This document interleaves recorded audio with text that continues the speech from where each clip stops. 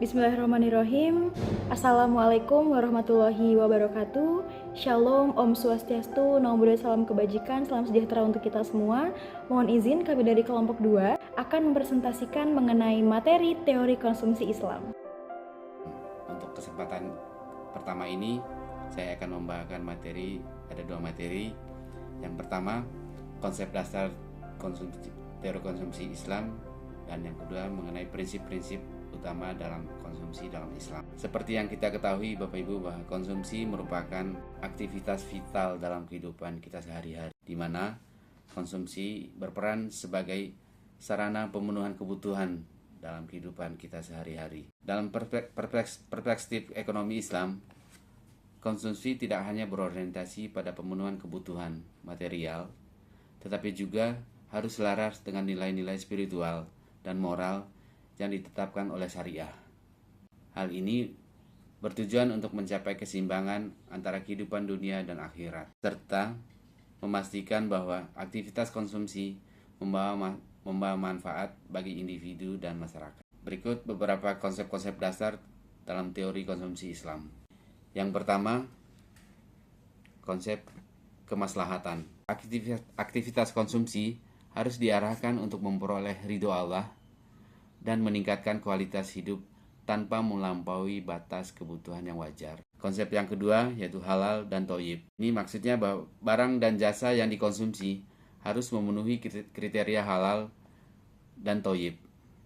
Ini berarti bahwa kita harus menghindari konsumsi barang atau jasa yang haram atau merugikan kesehatan dan moralitas. Konsep yang ketiga adalah pertanggungjawaban di akhir. Kita sebagai seorang muslim meyakini bahwa setiap tindakan termasuk konsumsi akan dipertanggungjawabkan di akhirat. Oleh karena itu, perilaku konsumsi harus sesuai dengan ajaran Islam dan tidak semata-mata didorong oleh keinginan yang duniawi. Yang keempat adalah keseimbangan atau tawazun. Islam menganjurkan keseimbangan dalam konsumsi dan menghindari israf dan tabdzir. Konsumsi yang seimbang memastikan pemenuhan kebutuhan tanpa mengorbankan nilai-nilai spiritual dan sosial. Mengenai prinsip-prinsip utama konsumsi dalam Islam. Berikut beberapa prinsip dalam konsumsi dalam ajaran Islam. Yang pertama, prinsip keadilan. Ini menekankan bahwa konsumsi harus dilakukan secara adil, baik dalam cara memperoleh harta atau barang maupun dalam membelanjakannya atau mengkonsumsinya. Prinsip yang kedua adalah prinsip mengenai kebersihan. Selain halal, barang yang dikonsumsi juga harus bersih dan baik. Kebersihan di sini mencakup aspek fisik dan spiritual, di mana memastikan bahwa apa yang dikonsumsi tidak hanya memenuhi standar kesehatan, tetapi juga etika dan moral. Prinsip yang ketiga adalah kesederhanaan. Islam mengajarkan bahwa untuk hidup sederhana dan tidak berlebihan dalam mengkonsumsi barang atau jasa. Terus berikutnya, prinsip kemurahan hati. Orang muslim dianjurkan untuk berbagi rezeki dengan orang lain melalui zakat, infak, dan sedekah. Prinsip ini memastikan distribusi kekayaan yang merata dan membantu mengurangi kesenjangan sosial. Prinsip yang kelima yaitu prinsip moralitas. Konsumsi harus dilakukan dengan mempertimbangkan nilai-nilai moral dan etika. Melanjutkan apa yang tadi disampaikan oleh Pak Pelapian Darman, saya akan menyampaikan dua, yaitu yang pertama, model konsumsi Islam dalam perspektif ekonomi. Konsumsi merupakan kegiatan menghabiskan nilai guna suatu barang maupun jasa oleh seorang konsumen. Dalam model konsumsi Islam, setiap kegiatan yang dilakukan harus didasarkan dengan niat ibadah, nilai ibadah yang terkandung di dalamnya, dengan adanya zakat yang wajib hukumnya, kemudian infak dan sedekah. Dalam konsep umum, faktor keinginan dan kebutuhan dibedakan secara spesifik. Tapi di dalam konsep Islam, pemenuhan kebutuhan dilandasi oleh prinsip spiritual dan keseimbangan di dalam pengelolaan harta, sehingga tidak ada larangan untuk memenuhi kebutuhan dan keinginan selama pemenuhan tersebut tidak mendatangkan mudorot. Tentunya untuk dipenuhi pada barang, jasa, atau hal yang tidak berlebihan. Selanjutnya, saya akan coba menjelaskan terkait dengan perbedaan atau perbandingan dengan teori konsumsi konvensional. Konsumsi konvensional itu berlandaskan pada sebuah pemahaman kapitalisme sebagai sistem perekonomian yang memberikan kebebasan secara penuh kepada mereka untuk melaksanakan kegiatan ekonominya. Sementara di dalam konsumsi Islam berdasarkan norma agama, di mana konsumsi harus melihat halal dan haram saat melakukan konsumsi sehingga dapat memenuhi kebutuhan jasmani maupun rohani. 3 prinsip konsumsi konvensional itu ada 3, yaitu pertama adalah kebebasan ekonomi, yang kedua memiliki kebutuhan untuk memenuhi kepentingan pribadinya, dan yang ketiga materialistis. Prinsip kebebasan ekonomi itu yang dimaksud adalah bermakna tidak adanya tekanan dari pihak tertentu terhadap inisiatif individu untuk menjalankan kegiatan ekonomi. Sementara untuk memiliki kebutuhan untuk memenuhi kepentingan pribadi, yaitu tindakan individu dalam setiap prinsip cenderung menonjolkan subjektivitas egoisnya yang tidak mempedulikan kepentingan orang lain. Sementara materialistis berprinsip menempatkan materi sebagai sumber kebahagiaan dan kepuasan yang mengantarkan setiap individu. Sementara dalam prinsip Islam itu ada 5 prinsip yang digunakan. Yang pertama adalah prinsip keadilan, yang kedua prinsip kebersihan, yang ketiga prinsip kesederhanaan, yang keempat prinsip kemurahan hatian, yang kelima prinsip moralitas. Prinsip keadilan yaitu mencari rezeki secara halal dan tidak melanggar hukum. Sementara prinsip kebersihan, barang yang dikonsumsi harus baik dan cocok untuk dimakan, tidak kotor atau menjijikan sehingga merusak selera. Sementara prinsip kesederhanaan adalah konsumsi tidak berlebih-lebihan, sesuai dengan firman Allah, makan dan minumlah dan janganlah engkau berlebih-lebihan, sesungguhnya Allah tidak menyukai orang-orang yang melampaui batas. Sementara prinsip kemurahan hatian ialah Islam memerintahkan agar senantiasa memperhatikan saudara, tetangga kita dengan senantiasa berbagi rasa bersama. Sementara prinsip moralitas ialah senantiasa menyebut nama Allah dan bersyukur atas karunia-Nya. Demikian yang dapat saya sampaikan. Mungkin selanjutnya akan dilanjutkan oleh Ibu Widya. Terima kasih. Baik, terima kasih Pak Mulia atas paparannya. Selanjutnya mohon izin saya akan melanjutkan mengenai tujuan konsumsi Islam dan juga konvensional. Dalam konsumsi Islam, seorang muslim tentunya akan mendapatkan kepuasan lebih apabila mengkonsumsi barang halal daripada barang haram. Berbeda dengan teori konsumsi konvensional yang memang tidak mengatur halal dan haramnya suatu barang ataupun jasa. Dalam teori konsumsi Islam sendiri, seorang muslim tidak hanya mengatur kebutuhan duniawi, namun juga bertujuan untuk mencapai falah atau kemuliaan dan juga kemenangan hidup. Konsumsi dapat dijadikan sebagai tujuan utama seorang muslim dalam beribadah kepada Allah Subhanahu wa taala, dan dalam hal ini juga konsumsi hukumnya mubah jika diniatkan untuk meningkatkan stamina dalam menjalankan ketaatan kepada Allah Subhanahu wa taala. Pastinya akan bernilai ibadah dan pahala sebagai ganjarannya. Hal ini karena segala hal yang hukumnya mubah akan menjadi ibadah jika diniatkan untuk mendekatkan diri kepada Allah Subhanahu wa taala, seperti kegiatan sehari-hari yaitu makan, tidur, bekerja. Ketika hal itu diniatkan untuk meningkatkan potensi dalam menjalankan ketaatan kepada Allah, maka pahalalah yang kita dapat. Tujuan konsumsi Islam yaitu yang pertama tentunya mencapai maslahah atau kesejahteraan dunia dan akhirat. Dalam hal ini konsumsi dalam Islam tidak hanya berfokus kepada pemenuhan kebutuhan, tetapi juga berfokus terhadap kesejahteraan spiritual. Dan yang kedua yaitu maslahah ini mencakup manfaat yang luas baik untuk dunia maupun juga untuk akhirat. Lalu tujuan yang kedua yaitu memenuhi kebutuhan bukan dasar dari keinginan, karena Islam sendiri menekankan pentingnya membedakan antara kebutuhan dasar dan juga keinginan yang berlebihan. Dan juga konsumsi yang berlebihan atau biasa dikatakan israf dalam Islam itu dilarang. Lalu tujuan yang ketiga yaitu mencapai kebahagiaan dunia dan juga akhirat. Karena konsumsi yang sesuai dengan prinsip-prinsip Islam ini diharapkan dapat membawa kebahagiaan baik di dunia maupun di akhirat. Lalu untuk tujuan yang terakhir yaitu mendapatkan keridhaan Allah Subhanahu wa taala.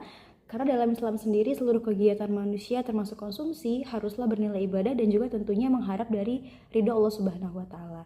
Dan tujuan konsumsi konvensional yang membedakan dengan tujuan konsumsi Islam yaitu yang pertama, jika pada konsumsi konvensional memaksimalkan kepuasan pribadi atau yang biasa kita sebut sebagai utility. Karena konsumsi konvensional ini berfokus pada pemenuhan keinginan dan juga kepuasan kita sendiri atau individunya itu sendiri. Dan tujuan utama dari konsumsi konvensional itu sendiri adalah mencapai tingkat kepuasan tertinggi dari barang ataupun jasa yang kita konsumsi. Lalu tujuan selanjutnya dari konsumsi konvensional yaitu mencari kepuasan tertinggi, hampir sama dengan poin yang sebelumnya saya sebutkan, yaitu penentuan barang dan jasa yang dikonsumsi berdasarkan kriteria kepuasan, bukan manfaat ataupun kebaikannya. Lalu tujuan yang ketiga yaitu rasionalitas ekonomi, yang mana konsumen konvensional ini diasumsikan sebagai individu rasional yang memang selalu berusaha untuk memaksimalkan kepuasan dengan sumber daya yang terbatas. Jika dilihat berdasarkan perbedaan utamanya, perbedaan yang paling mendasar antara konsumsi Islam dan juga konvensional itu terletak pada orientasi nilainya. Jika konsumsi Islam berlandaskan pada nilai-nilai agama dan moral, sedangkan konsumsi konvensional itu lebih berorientasi kepada kepuasan materi dan juga rasionalitas ekonominya. Nah, jika pada ekonomi konvensional mengasumsikan bahwa manusia itu sebagai rational economic man, sedangkan jika dalam ekonomi Islam memandang sebagai manusia muslim atau Islamic man yang memang dalam Al-Quran dan hadis disebut sebagai ibadur rahman. Dengan demikian, tujuan dari konsumsi dalam Islam lebih luas dan juga lebih komprehensif yang mencakup aspek material dan juga spiritual serta berorientasi pada kesejahteraan dan juga tentunya untuk dunia dan juga akhirat. Pola atau model konsumsi Islam yang didasarkan pada kebutuhan memiliki beberapa karakteristik utama yang membedakannya dengan model konsumsi konvensional. Yang pertama yaitu menekankan prioritas pada kebutuhan dasar. Dalam hal ini, Islam menekankan pemenuhan kebutuhan dasar terlebih dahulu seperti makan, pakaian, dan juga tempat tinggal. Lalu konsumsi yang berlebihan untuk barang-barang mewah ataupun keinginan semata sebaiknya dihindari. Dan hal ini sejalan dengan prinsip keadilan sosial, di mana setiap individu memiliki hak untuk memenuhi kebutuhan dasarnya. Lalu pola yang kedua yaitu menghindari israf atau pemborosan dan tabzir atau penyia-nyiaan. Karena dalam hal ini, Islam melarang perilaku konsumsi yang berlebihan dan tidak bermanfaat, dan setiap sumber daya yang dikonsumsi harus digunakan secara efisien dan juga bertanggung jawab. Dan prinsip ini juga mencerminkan kesadaran akan keterbatasan sumber daya alam dan juga pentingnya menjaga kelestarian lingkungan. Lalu untuk pola yang ketiga yaitu konsumsi yang halal dan juga thayyib. Karena barang dan jasa yang dikonsumsi harus halal atau diperbolehkan sesuai dengan syariat Islam. Selain itu juga konsumsi juga harus thayyib atau baik, sehat dan juga bermanfaat. Karena hal ini mencakup aspek kualitas, kebersihan, dan juga keamanan produk yang dikonsumsi. Dan pola yang keempat yaitu berorientasi kepada maslahah atau kesejahteraan. Karena konsumsi dalam Islam tujuannya untuk mencapai maslahah, yaitu kesejahteraan dunia dan juga akhirat. Dan maslahah ini mencakup material, spiritual, dan juga sosial. Karena konsumsi yang bermanfaat bagi individu dan masyarakat sangat dianjurkan, sementara konsumsi yang merugikan sebaiknya lebih baik dihindari. Dan pola yang terakhir yaitu keseimbangan antara dunia dan juga akhirat. Karena dalam hal ini, Islam mengajarkan keseimbangan antara pemenuhan kebutuhan duniawi dan juga persiapan untuk kehidupan akhirat. Dan konsumsi juga tidak boleh melupakan tujuan utama hidup, yaitu beribadah kepada Allah Subhanahu wa Ta'ala. Terima kasih kepada Ibu Widya yang telah menjelaskan di file sebelumnya. Pada kesempatan kali ini saya akan menjelaskan mengenai manfaat dari teori konsumsi Islam. Teori konsumsi Islam dapat kita bagi menjadi 4 poin utama. Yang pertama adalah mengurangi konsumsi yang berlebihan. Artinya konsumsi yang melebihi dari kebutuhan dasar dan tidak sesuai dengan kemampuan ekonomi. Kemudian poin yang kedua, manfaatnya adalah dapat meningkatkan kualitas hidup. Dengan teori konsumsi Islam dapat meningkatkan kualitas hidup umat Islam dengan memprioritaskan konsumsi yang seimbang dan bertanggung jawab. Ketiga, dapat mengurangi konflik sosial. Teori konsumsi Islam dapat mengurangi konflik sosial dengan mempromosikan keadilan sosial dan kejujuran dalam konsumsi. Kemudian yang terakhir yaitu untuk meningkatkan kesadaran akan pentingnya keadilan sosial. Jadi teori konsumsi Islam dapat meningkatkan kesadaran akan pentingnya keadilan sosial dalam konsumsi, seperti kesadaran akan pentingnya zakat dan sedekah dalam membantu orang yang membutuhkan. Saya rasa itu saja poin penting dari manfaat teori konsumsi Islam. Untuk penjelasan selanjutnya akan dijelaskan oleh Ibu Sonya. Terima kasih. Baik, sebelumnya saya ucapkan terima kasih kepada Pak Afda yang telah memaparkan materi sebelum ini, yaitu mengenai pengaruh pendapatan terhadap konsumsi Islam. Saat ini sudah tiba waktunya kita untuk mempelajari bagaimana semestinya penerapan atau implementasi konsumsi Islam di dalam kehidupan sehari-hari. Di dalam Islam, konsumsi itu sendiri bukan hanya sebagai pemenuhan dari sebuah kebutuhan saja, tetapi Islam lebih memaknai bahwa suatu aktivitas konsumsi adalah suatu yang bermakna untuk pemenuhan spiritual, yang mengartikan bila mana mengabaikan konsumsi ini berarti seseorang itu telah mengabaikan kehidupannya di dunia. Bahkan ketika seseorang beribadah secara mutlak tanpa memerhatikan kebutuhan dia sehari-hari atau kebutuhan dia untuk mengonsumsi sesuatu, itu seringkali mendapat teguran dari Allah ataupun dari Nabi Muhammad SAW. Lantas, bagaimanakah seharusnya implementasi konsumsi Islam dalam kehidupan sehari-hari? Dapat diimplementasikan dalam kehidupan sehari-hari menjadi 5 bagian. Yang pertama adalah konsumsi dengan menganjurkan halal dan thayyib atau berkualitas. Kemudian menerapkan prinsip moderasi dalam konsumsi itu sendiri.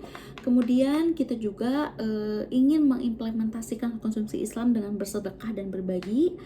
Kemudian poin keempat adalah keberkahan dalam konsumsi, dan yang kelima adalah konsumsi dengan berbasis kesehatan dan kebersihan. Langsung saja, poin pertama adalah konsumsi halal dan thayyib secara berkualitas. Jadi dapat diimplementasikan dalam kehidupan sehari-hari bahwasannya konsumsi kita ini harus melalui kaidah yang halal dan baik di sini baik menurut syariat, baik menurut norma ataupun baik menurut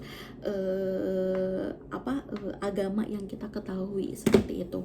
Ahli fikih mengatakan bahwasannya untuk mengkonsumsi makanan itu sendiri terbagi menjadi 4 bagian. Yang pertama adalah mengkonsumsi menjadi wajib saat hal itu dapat menghindarkan kita dari kebinasaan. Kebinasaan ini apa? Yaitu kebinasaan seperti kelaparan yang akan membawa kita kebinasaan atau membawa kita kepada hal yang tidak diinginkan seperti meninggal dunia.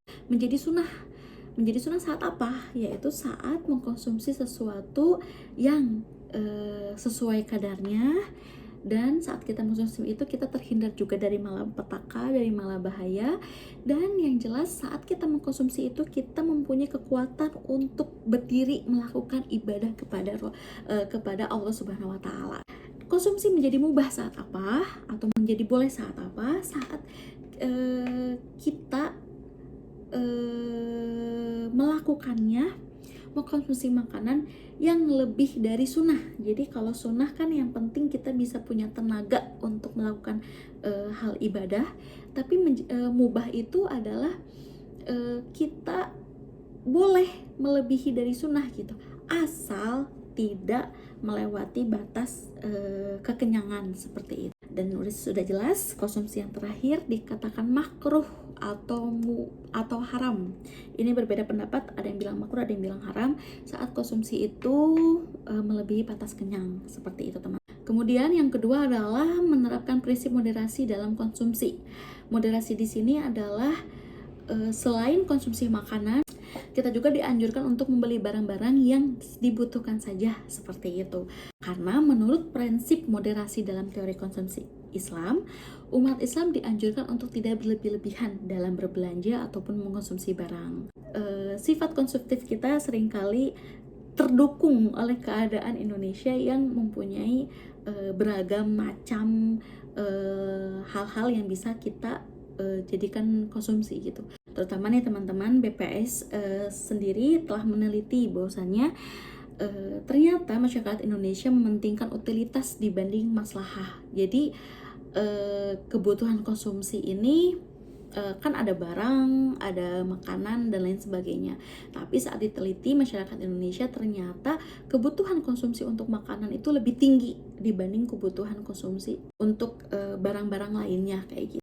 Hasil penelitian ini Indonesia adalah tempat yang sangat prospektif untuk bidang kuliner, karena itu tadi kebutuhan konsumsi makanan lebih tinggi dibanding konsumsi yang lainnya untuk masyarakat Indonesia sesuai dari penelitian BPS. Adapun bersedekah dan berbagi, ini adalah implementasi yang harus kita sandingkan dengan konsumsi Islam, menjadikan kita untuk ingat kepada sang pemberi rezeki itu, menjadikan kita lebih syukur, tidak boros, dan tidak kikir. Oleh karena itu, salah satu ajaran penting dalam Islam terkait konsumsi adalah menganjurkan untuk mewujudkannya dalam implementasi berbagi kepada sesama, seperti itu. Ini mengartikan bahwasannya konsep harta di dalam Islam bukanlah kepemilikan secara utuh, tetapi harta di dalam Islam adalah mempunyai hak dari Allah di dalamnya gitu, yang mana hak itu harus kita bagikan kepada orang-orang yang membutuhkan. Karena jika kita menerapkan konsumsi dalam Islam dengan nilai yang poin ketiga ini, bersedekah dan berbagi, secara tidak langsung kita akan menjadikan alur positif bagi ekonomi Islam, ekonomi di Indonesia itu sendiri. Karena apa? Karena saat bersedekah ataupun berbagi, si dermawan itu akan mendukung daya beli di dalam pasar, karena si pemberi itu akan menyuplai orang-orang yang tidak mampu membeli di dalam pasar itu, sehingga daya beli dalam ekonomi akan bergerak ke arah positif, seperti itu. Yang keempat adalah keberkahan dalam konsumsi. Nah, jadi selain kita harus ingat batas wajar konsumsi, harus mengingat sedekah dan berbagi di dalam konsumsi, untuk implementasinya kita juga cukup menyadarkan diri kita mengenai keberkahan itu sendiri. Jadi saat kita mempunyai suatu dorongan untuk melakukan hal konsumsi, kita harus menyadarkan diri kita apakah ini akan berujung pada keberkahan dalam hidup kita ataupun tidak, seperti itu. Kemudian yang terakhir adalah konsumsi berbasis kesehatan dan kebersihan. Ini sudah jelas, rule yang akan dijelaskan adalah bagaimana cara kita untuk melakukan konsumsi itu agar tetap sehat dan bersih, sehingga tidak menjadikan kemudaratan bagi diri kita. Penerapan dalam kehidupan sehari-harinya bagaimana, yaitu mengkonsumsi makanan yang sehat dan bergizi, seperti buah, sayur, makanan yang proses, seperti itu. Memperhatikan kebersihan dalam penyajian makanan, kemudian menghindari makanan yang merusak kesehatan, seperti itu.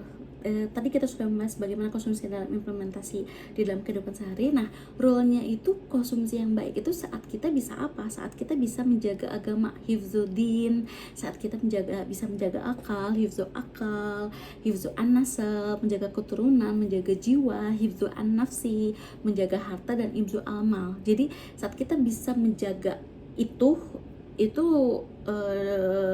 menandakan bahwasannya kita bisa melakukan konsumsi Islam dengan sangat baik. Nah, teman-teman, sudah dijelaskan oleh kelompok 2 mengenai apa-apa saja hal yang bersangkutan mengenai konsumsi Islam. Saya akan mewakilkan dari kelompok kita, yaitu kelompok 2, menyimpulkan bahwasanya konsumsi dalam Islam bukan hanya aktivitas ekonomi, tetapi juga bagian dari ibadah dan manifesti nilai-nilai spiritual. Prinsip konsumsi Islam menekankan kepada aspek halal al-thayyib, menghindari israf dan tabzir, serta menjadikan konsumsi sebagai bentuk ibadah dan rasa syukur. Implikasi konsumsi Islam tidak hanya berdampak pada kesejahteraan individu, tetapi juga konsumsi Islam akan berdampak pada kesejahteraan sosial dan sistem ekonomi yang berkeadilan. Oleh karena itu, penerapan konsumsi Islam dalam kehidupan sehari-hari dapat meningkatkan kesejahteraan individu dan masyarakat, serta menciptakan sistem ekonomi yang lebih adil dan berkelanjutan. Di penghujung waktu, cukup sekian presentasi dari kami kelompok 2. Mohon maaf jikalau ada kesalahan dalam materi ataupun dalam penyampaian dari pihak kami. Silakan teman-teman yang ingin menanyakan, tanyakan kepada kami, dan insya Allah kami akan menjawab sesuai pertanyaan di teman-teman sekalian. Terima kasih. Wassalamualaikum warahmatullahi wabarakatuh.